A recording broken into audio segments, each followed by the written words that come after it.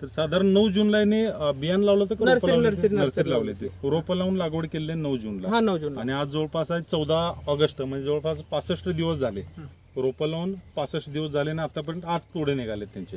तर 8 तोड्यामध्ये आतापर्यंत एक 4 टन माल निघाला. बरं, तर आता टोटल तुमचं अंतर किती आहे, क्षेत्र किती आहे, किती रोपं लागले याच्यामध्ये? हे माझं 1 एकर क्षेत्र आहे आणि अंतर द्राक्षबागेच्या मंडपाचं 9 अंतर आहे दोन्ही ह्याच्यामधले. आणि दोन्ही रोपाच्या मध्ये आपण 3 फूट अंतर ठेवलेलं आहे आणि आपली 1470 रोपं ह्याच्यात बसलेले आहेत. 1470 रोपं बसले. 1 एकर क्षेत्र आहे टोटल. 1 एकर क्षेत्र आहे. बरं, आपण नर्सरी करून याची लागण केलेली आहे. आणि शेतकऱ्यांना माझं सांगणं आहे की जे शेतकरी कारली लागण करणार आहेत त्यांनी महत्वाची गोष्ट नर्सरीमध्ये बी देऊन नर्सरी लागण करून त्याची लागण करावी. आणि हे शेतकरी बोलतील यांनी बी टोकन केले त्याच्याबद्दल बी 2 मिनिटं तुम्ही बोला पाटील साहेब. बोला. तुमचा अनुभव काय बियाणं टोकण्यानंतर? म्हणजे ते जरा जोरात बोला, जरा जोरात बोला. अजून एक म्हणजे उगाच असतंय, मागं पुढं होतंय, मागं पुढे होतं. बरं, तुटाळ पण होते काय समजा. साहेब मला लय बोलवत आमचं ओळख नव्हतं या व्हरायटी बद्दल आमचं परिचय झाला. त्यांनी बोलत पाटील हे करू नका आणि तुम्ही रोपच लावा. नाही साहेब आमच्याकडे असं करतात म्हणतात तेवढं करायचं नको म्हणून करू म्हणतो ना. ते मला वाटलं ते चुकलं, मी फर्स्ट स्टेजला चुकलं. नंतर माझं 55 दिवसाला पहिला तोड झाला. बरोबर. नंतर साहेबांचा 42 दिवसाला. ते पण समजा बियाणं लावून जरी 55 दिवसात झाला असला तर सरसकट सगळ्या वेलींचा तोडा भेटत नाही आपल्याला. काही वेळेला अजून समजा जी ग्रोथ मागे राहिलेली आहे तर ते लेट देतं साधारण.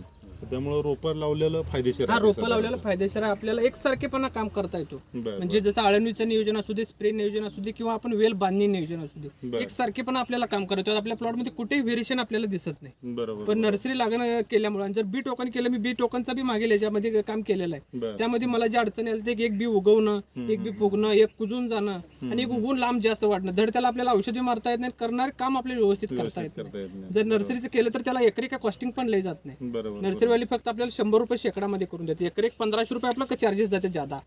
पण एकदम समाधानकारक काम आता तुमच्या समोर मी आता ठेवलेलं आहे. पूर्ण कुठेही व्हेरिएशन प्लॉट मध्ये दिसत नाही. बरोबर. नाही अगदी पूर्ण 65 दिवसामध्ये पूर्ण प्लॉट आता माखलेलं दिसतोय. एकाला पूर्ण जुळलेले आहेत. 9 फूट अंतर असून सुद्धा अगदी म्हणजे पूर्ण प्लॉट भरगच्च दिसतो. आणि लागण केलेल्या दिवसापासून आता 3 ते 4 दिवसच पाऊस कमी, नाही तर डेली म्हणजे डेली पाऊस आहे.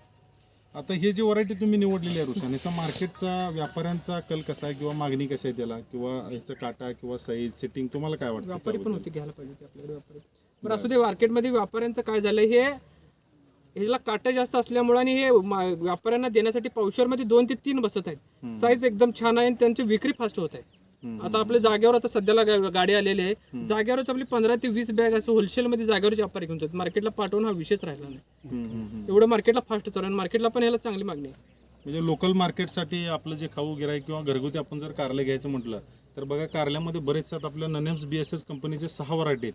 सेगमेंटनुसार, त्याच्या साईजनुसार, वजनानुसार, काटा, सीझननुसार असं जर बघायला गेलं तर जवळपास हिरव्या कारल्यामध्येच आपल्याकडे ननेम्सच्या 6 व्हरायटी आहेत. त्याच्यामध्ये रोशन एवढ्यासाठी कमी कालावधीत म्हणजे लोकांच्या पसंतीस उतरण्याचं कारण हे आहे की ह्याचा जो शेप बघितला, काटा बघितला, टणकपणा, त्यानंतर ह्याची किपिंग क्वालिटी असेल, त्यानंतर व्हायरस टॉलरन्स असेल. कारण बऱ्याच ठिकाणी अडचणी येतात की उन्हाळ्यामध्ये प्लॉट केले तर थोडंसं प्लॉट तोडे चालवायच्या वेळेस पिवळ्या पडून जातात, व्हायरसचा अटॅक दिसतो. तर ही कंपनीनं हीट टॉलरन्स म्हणून रिकमेंड केलेली व्हरायटी आहे. अगदी तुम्ही जानेवारी, फेब्रुवारी, मार्चला लागवडीला सुद्धा ही व्हरायटी निवडू शकता. खास करून कंपनीनं उन्हाळ्यासाठी वर्षभर तर कारला आपण लावू शकतोच, पण उन्हाळ्याला आपल्याला मोठं चॅलेंज राहतं की हाय टेम्परेचरमध्ये काय होतं, जरी प्लॉट तुम्ही व्यवस्थित आणला तर फुलगळ होऊन जाते किंवा लागलेली मिडी पिवळी पडून जाते. तर ह्याचं टेम्परेचरवर म्हणजे अधिक तापमानाचा सुद्धा ह्या व्हरायटीवर तितकासा परिणाम होत नाही. तर त्यामुळं रोशन हे जे आहे तर तुम्ही खास करून आपण उन्हाळ्या लागवडीसाठी सुद्धा लावू शकतो.